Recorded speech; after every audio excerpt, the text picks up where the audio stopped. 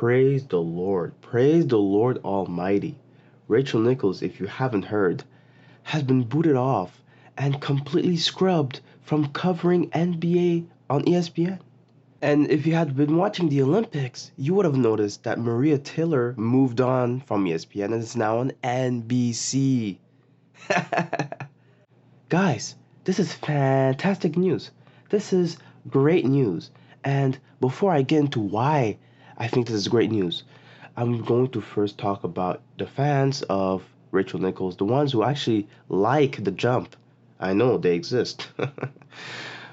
You guys are one of two things. Either you guys are horny little 14-year-olds that just like looking at her, or B, you're just a casual that really doesn't care much about basketball, but just likes to hear a girl talk about basketball. It's like, hey, she knows her stuff. No, she doesn't, first of all. Second of all, I would go as far as to say that the things that she and Maria Taylor say on live television are straight up bananas. They're so bad. Oh my goodness.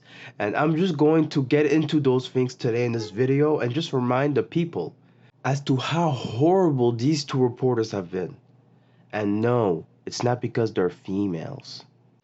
Okay, so she has this pattern of basically asking players questions that really have little to do with the moment itself and how they played, and she often goes into tangents that really serve to slander more than anything else. So here in this Reddit post, you have the OP here talking about how when she was interviewing Jason Tatum after a great game he had, the first two questions coming out of this girl's mouth was about Stephen Curry.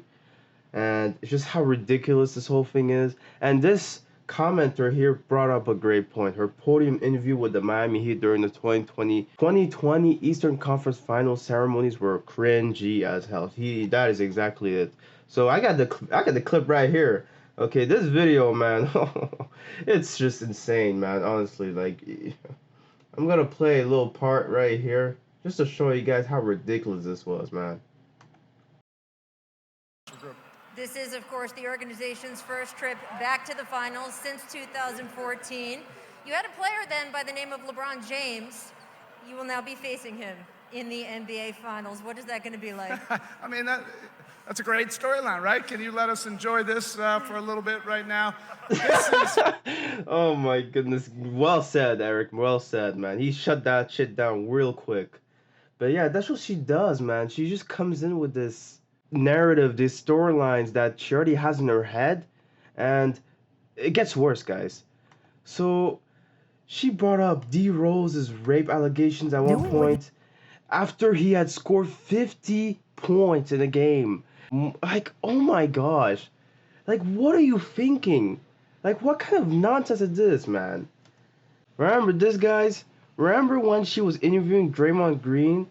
Shortly, it was like a couple of weeks after Kobe's death, and then she was talking to Draymond about how LeBron James, he should win the MVP this year, and she tries to bring in Kobe's death to justify that narrative that she wants to set in.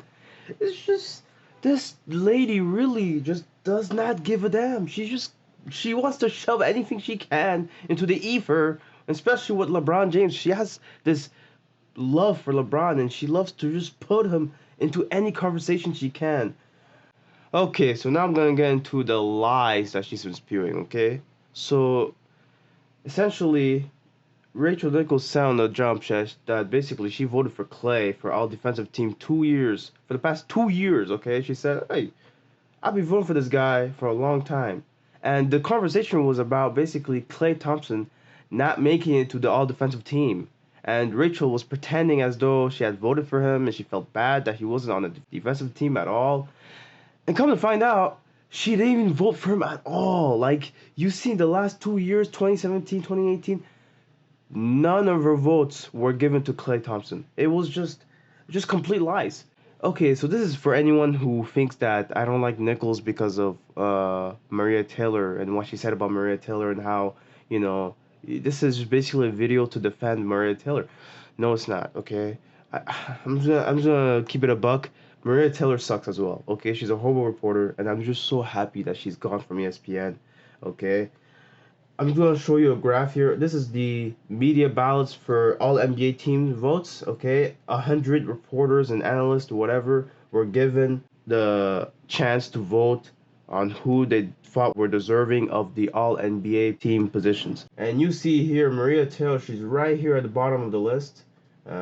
She's right here. And then you got all of her votes right here. Okay, she voted Antetokounmpo, Leonard, Jokic, James, Harden first team, Tatum, Simmons, Embiid, Lillard, Doncic second team, Middleton, Siakam, Pascal, Adebayo, Paul, and Butler for third team. Okay, and you may think to yourself, that's not a bad list. There's not many things wrong with that list.